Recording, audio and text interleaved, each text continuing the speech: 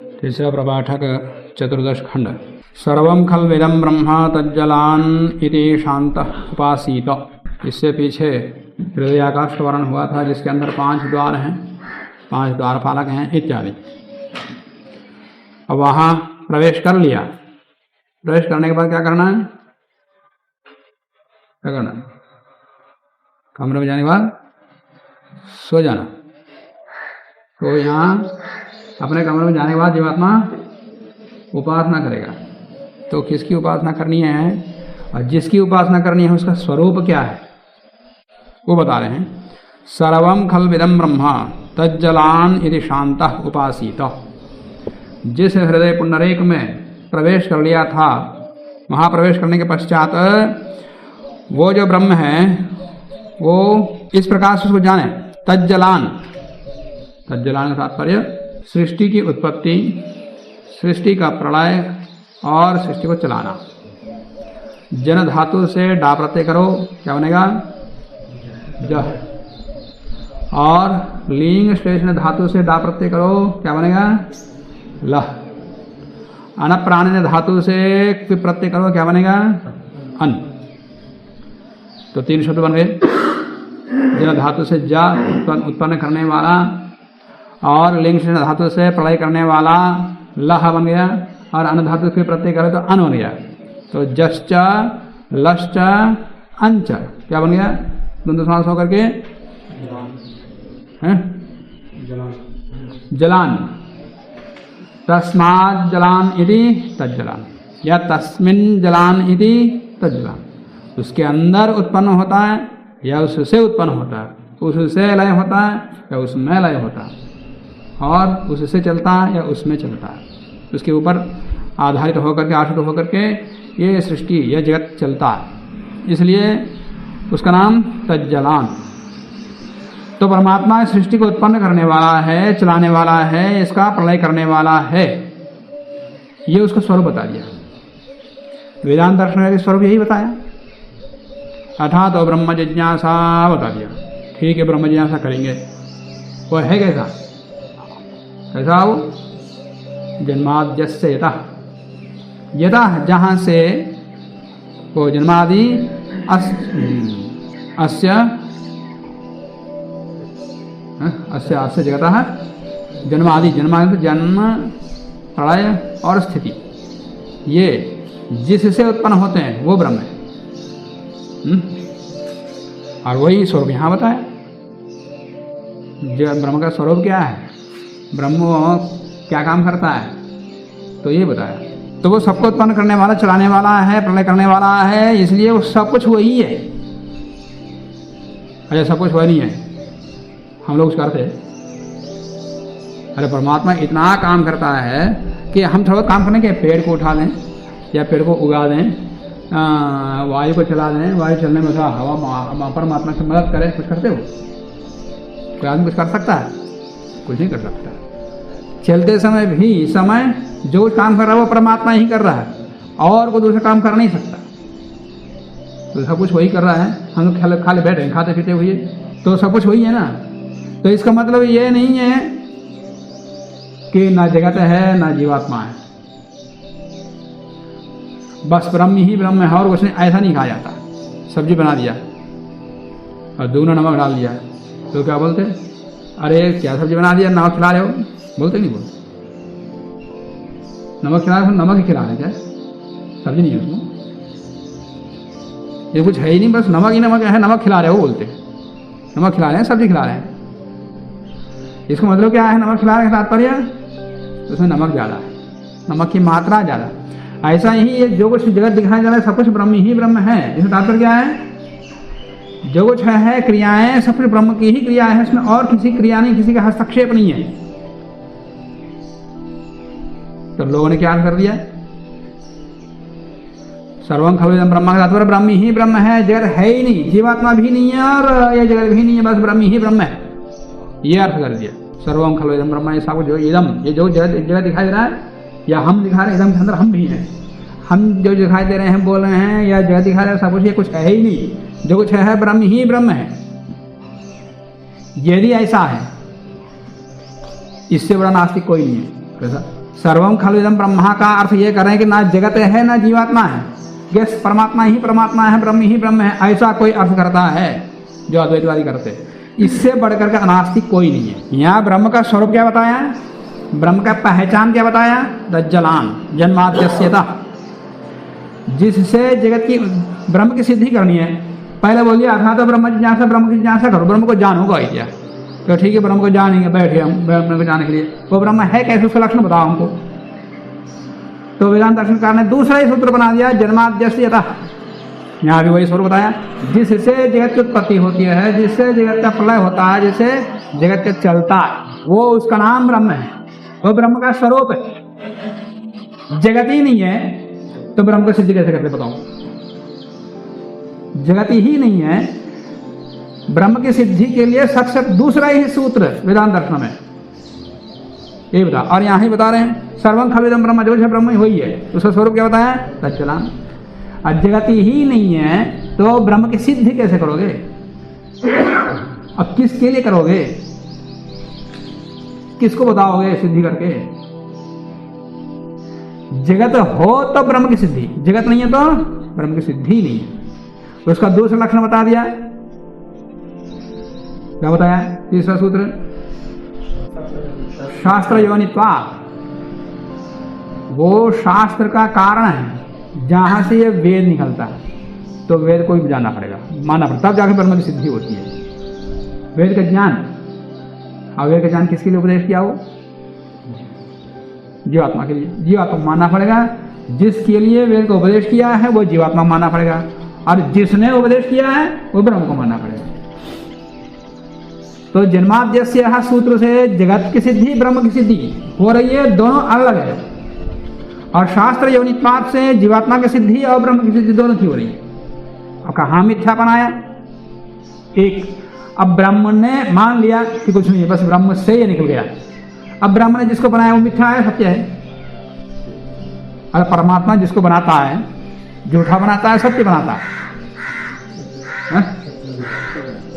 और झूठा बना दिया तो वो आदमी क्या है, उसको मानना क्यों, कि मेरा हाथ देख रहे हो, है? देखो इसके अंदर सोने का फूल कितना बड़े दिखाई दे रहा है, दिखाई दे रहा है, अरे क्यों नहीं, अरे सोने का फूल कितना बढ़िया है, कौन खरीदेगा इसको, बोल रहा हूं, खरीदेगा वही, है? अरे इसको मैंने खुद बनाया अपने हाथों से, मैंने अपने हाथों से खुद बनाया इसको, वर्षों समय लगा करके, खरीदो, कोई खरीदेगा, कोई मानेगा। परमात्मा बोल रहा है कि जगत को मैंने बनाया, अरे जगत कुछ है ही नहीं, जगत कुछ है ही नहीं, और परमात्मा जगत को बना दिया। परमात्मा ने जिसको बनाया वो सत्य ही हो सकता है, झूठा कैसे हो सकता है, सत्य कैसे हो सकता है, मिथ्या कैसे हो सकता है, कुछ नहीं सोचते, प्रार्थ करते लोग। हाँ, मानने वाला मानते हैं, अद्वैत मतलब क्या होता है यही नहीं पता लोगों को। तो सर्वम खलु इदं ब्रह्म तज्जलान, ये परमात्मा जगत की उत्पत्ति स्थिति प्रलय करने वाला है, इतना बड़ा महान है। ऐसा विचार करते हुए अपने अंतरात्मा में ब्रह्म की उपासना करनी चाहिए, शांत होकर के। अब मेरा पता नहीं क्या हो रहा है, अब भोजन बन रहा होगा, भोजन खाने के लिए जाना है, जल्दी से संध्या समाप्त करो फटाफट, ऐसी उपासना नहीं करनी। भोजन समझा हो तो होने दो, एक बार भोजन नहीं करके मरेंगे, इसी बैठेंगे। शांत होकर उपासना करो, सारी दुनिया को भूल जाना। और जगत को मिथ्या का तात्पर्य यह है कि जगत में है कुछ नहीं, ऐसा सोचेंगे तो परमात्मा में आगे लगेगा। अरे जगत तो बड़ा सुंदर है, बड़ा आकर्षणीय है, सारा सुख वैभव इसी के अंदर है, ऐसे परमात्मा के पास कौन जाता, क्या बेकार की सृष्टि है, कुछ भी नहीं उसमें, तब परमात्मा में लगता। तो चीज होती हुई भी उसकी मूल्य ना समझना, वो मिथ्यापन है बेकार की। इसी ऋषि से मिलना चाहिए मिथ्या का तात्पर्य, और मिथ्या का तात्पर्य है भी नहीं है, वो समझने के लिए बता रहा हूं।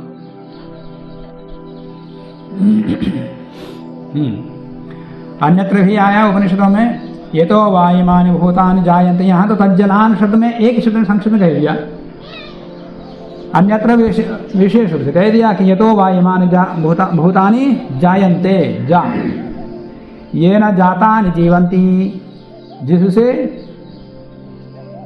उत्पन्न हुए पदार्थ जीवित रहते हैं, मन चलते हैं।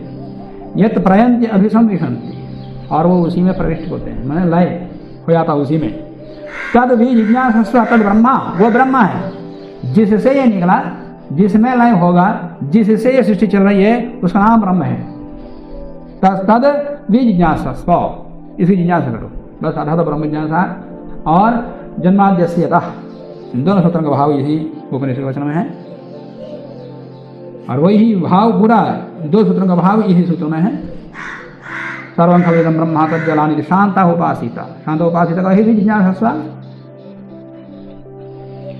सर्वाणि हावा इमानि भूतानि आकाशाद एव समुत्पद्यन्ते आकाशं प्रत्यस्तं यन्ति, ये सारा अर्थ वही है। सर्वाणि हावा इमानि भूतानि प्राणम एव अभिसंविशन्ते प्राणम उज्जीवन्ते, प्राण मतलब ब्रह्म। ऐसा अनेकों वचन है।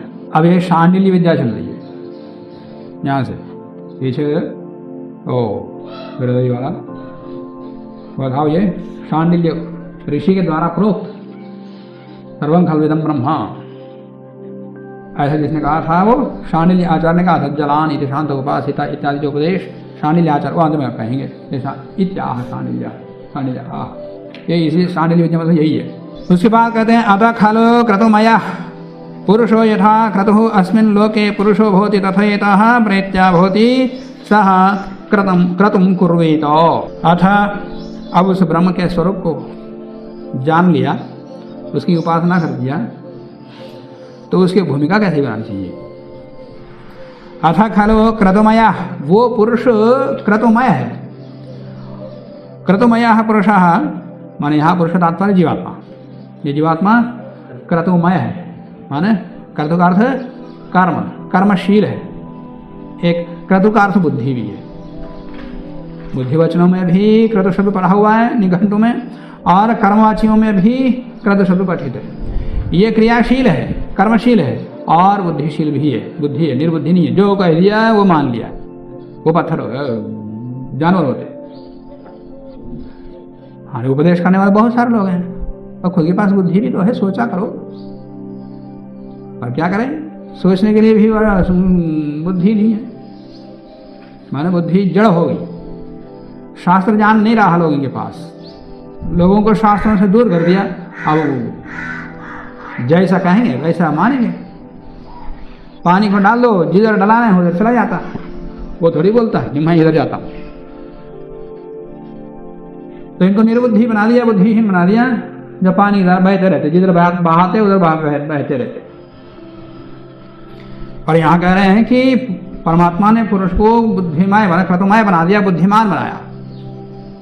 तो क्रतुमयः पुरुषः यथा क्रतुः अस्मिन् लोके पुरुषो भवति, इस लोक में, इस जन्म में पुरुष जिस प्रकार का क्रतु वाला हो जाता है, कर्मशील हो जाता है, या बुद्धि वाला हो जाता है। क्रतुशील कहो, बुद्धि वाला कहो, एक ही बात। जैसी बुद्धि जैसे ज्ञान वैसे कर्म करेगा, जैसी बुद्धि वैसे तो कर्म करेगा। कर्म कर रहा है तात्पर्य पीछे बुद्धि भी है। जैसा उसका विचार, जैसा उसका ज्ञान, वैसे ही कर्म करेगा। तो यथा क्रतुः अस्मिन् लोके पुरुषः भवति, जिस प्रकार बुद्धि वाला हो जाता है, जिस प्रकार कर्म वाला होता है पुरुष, तथा उसी प्रकार से इतः प्रेत्या, इस लोक से जा करके, माने मर करके शरीर से, इस शरीर को त्याग करने के पश्चात सह क्रतुं कुर्वीत, इतः प्रेत्य भवति सह क्रतुं कुर्वीत, वो वैसा ही बन जाता अगले जन्म में। जैसा कर्म किया वैसा ही बन जाता। जो बनना चाहते वो करो। क्या बनना चाहते, अगले जन्म क्या बनना चाहते? ऊंट, घोड़ा, गधा, कुत्ता, बिल्ली, क्या बनना चाहते? या मनुष्य? या मनुष्यों में भी बड़े विद्वान या ऋषि क्या बनना चाहते हैं? खूब वो काम करो। जैसा संकल्प करते, जैसा हम सोचते, जैसा ज्ञान प्राप्त करते, जैसा कर्म करते, आगे परमात्मा तथास्तु करके वैसा ही बना देता। पुण्यो वै पुण्येन कर्मणा भवति पापः पापेन। पुण्य कर्म किया तो आगे पुण्य लोक में जाता, माने पुण्य जन्म में जाता, बढ़िया शरीर में जाता। और पापे न पाप, पाप कर्म किया तो पाप लोक में माने दुख शरीर में, जहां पर दुख ही दुख है, भोगना पड़ता है, कुछ भी नहीं मिला। यथाकारी तथा होती, साधुकारी साधु होती, पापकारी पाप होती। जैसा कर्म किया वैसे ही भोगना पड़ता। पुण्य पुण्येन कर्मणा भवति, पापः पापेन आदि बृहदारण्यक में आया। छांदोग्य में ही आगे आएगा, तद यह इह रमणीय चरणाः अभ्यासो हा यत्ते रमणीयां योनिम आपद्येरन्। बढ़िया बढ़िया रमणीय चरणाः माने बढ़िया बढ़िया आचरण किया, निष्काम भाव से पवित्र कर्म ही किया, अपवित्र कर्म, अधर्म कर्म, पाप कर्म कुछ नहीं किया, तो शीघ्र ही हाँ यते रमणीयाम योनिम आपद्येरन्, बड़ा अच्छा शरीर को प्राप्त करेगा, सुखमय ज्ञानमय शांतिमय शरीर को प्राप्त करेगा, जन्म को प्राप्त करेगा। ब्राह्मण योनिम वा क्षत्रिय योनिम वा वैश्य योनिम वा, बढ़िया शरीर का मतलब क्या है? ब्राह्मण बनेगा, विद्वान बनेगा, या ब्रह्म को जानने वाला बनेगा, नहीं तो क्षत्रिय बनेगा, राजा बनेगा। देखो चाय बनाने वाला मोदी राजा बन गया, राजा का शरीर मिल गया, पहले चाय बेचता था, अब राजा बन गया। वो कैसा भी हो, कहीं भी पैदा हो जाएगा, वहीं पुरुषार्थ करेगा। और वैश्य व खूब पैसा वाला हो जाएगा, धन संपत्ति वाला हो जाएगा, बढ़िया बढ़िया आचरण करेंगे तो। और आगे क्या कहते हैं? अथा यह इह कपूय चरणाः अभ्यासः यत्ते कपूयाम योनिम आपद्येरन्। पाप कर्म करते, पाप का मतलब झूठ, छल, कपट, चोरी, लूट, पाट, डकैत, मारना, काट पीट, ये काम करना, ऐसे काम करने वाला ये पापाचारी, कपूय चरण। अथा यह कपूय चरणाः अभ्यासः यह इत्ते कपूयाम योनिम, पापमय लोक में जाता, पापमय शरीरों में जाता। कौन से?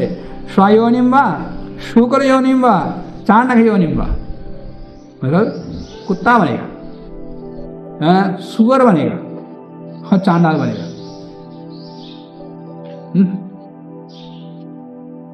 पहले कहीं बार झूठ, छल, कपट, चोरी इत्यादि करते समय याद रख लेना, मैं अगले जन्म में क्या बनना चाहता हूं, उसकी भूमिका आधार बैंक बैलेंस बना रहा हूं।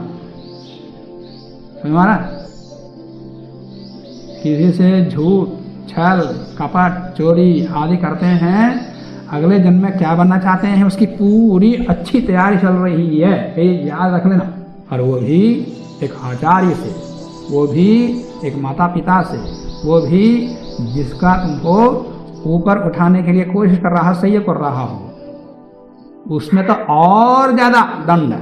कहीं बार इस वीडियो में बताया, ऋषि मुनि कह रहे हैं, फिर भी हाँ हमको क्या पता है, जगत में हमसे बड़ा कौन है जो हमको चलाए, हम जैसा बनना चाहते वैसा हम बनेंगे, ये सोचते नहीं। अगले जन्म में कहाँ है, जो कुछ मोई मस्ती करना यही एक जन्म है, इसी में करेंगे हम, यही तो सोचते होंगे, तभी तो करते लोग। नहीं, ऐसा नहीं सोचते तो कभी नहीं करते, करते हैं तो तुरंत प्रायश्चित है, उसको बोलते हैं योगाभ्यास। उसमें मान हानि नहीं होती, आत्मोत्थान होता। पाप कर्म किया और तुरंत उसको स्वीकार किया और उसका प्रायश्चित किया, इसी को आत्मनिरीक्षण कहते हैं। और ऐसा नहीं करने वाले अगले जन्म की अच्छी पक्की तैयारी कर रहे हैं, झूठी भी नहीं है? तो झूठ, छल, कपट करके किसकी हानि करते हम? अपनी खुद की खड्डा खोदते, खुद के नरक में जाने के लिए खड्डा खोदते। शायद इस कर्मफल व्यवस्था पर विश्वास नहीं लोगों को, इसलिए ऋषि बार बार कहते हैं, ये उपनिषद, दर्शन इत्यादि इसीलिए यम यम वापे स्मरन् भावम त्यजन्ते कलेवरम तम तम एव एति कौन्तेय सदा तद्भाव भाविनः। गीता का माने जिसका स्मरण करते हुए प्राण त्यागोगे उसी के पास जाओगे, तात्पर्य परमात्मा स्मरण करते हुए प्राण त्यागो तो परमात्मा पास जाते।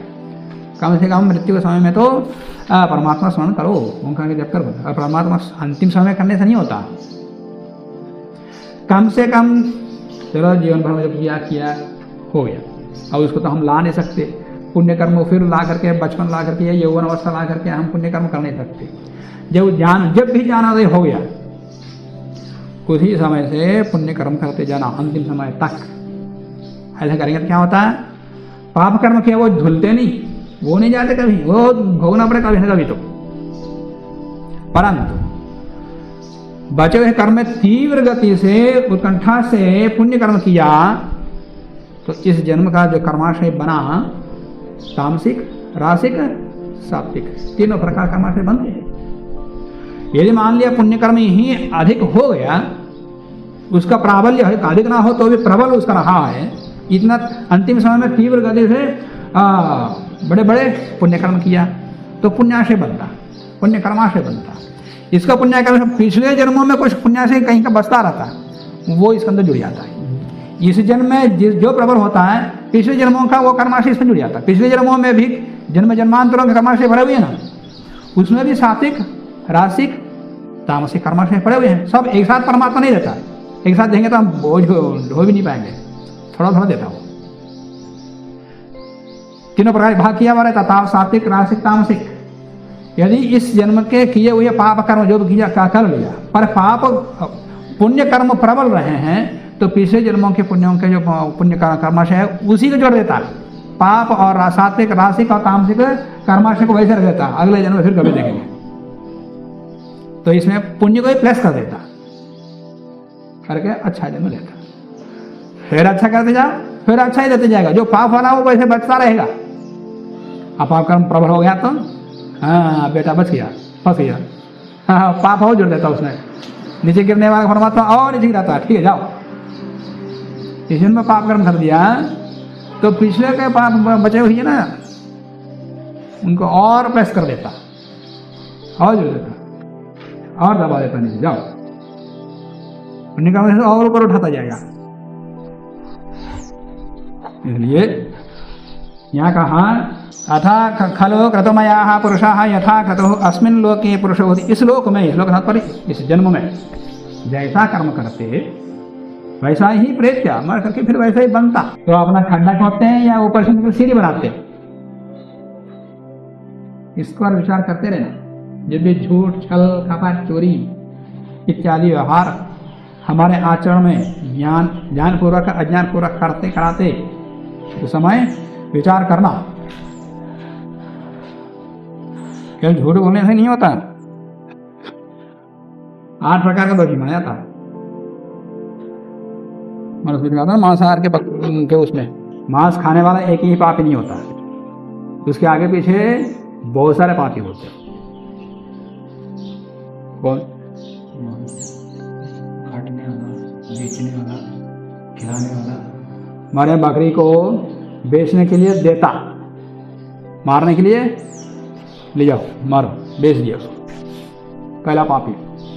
और बेचता हुआ जो देखता वो भी पापी, उसको जो समर्थन करता वो भी पापी, और मांस काटने के लिए जो मारता वो भी पापी, मारता हुआ जो देखता वो भी पापी, उसको जो समर्थन करता वो भी पापी, जो खाता वो पापी, जो पकाता वो भी पापी, जो खाने में समर्थन करता है वो भी पापी। ये मनुष्य से पता है ना। तो ऐसे झूठ बोलने वाला पापी, बोलते हुए देखने वाला पापी, और उसको समर्थन करने वाला वो भी पापी, सब पापी। करना कराना तो पापी का तात्पर्य अपने नरक का खड्डा खोलना। कुछ पूछते तुरंत सत्य मत बोलो, सत्य बोलना या नहीं बोलना। मेरे सामने बोले ना बोले कोई बात नहीं, अपना तो निर्माण कर सकते तो एक ही बताया। जब अपनी उन्नति करना चाहते हैं सत्य बोलना, सत्य बुलवाना, सत्य व्यवहार करना, शुद्ध निर्मल रहना, अंतःकरण को शुद्ध निर्मल रखना।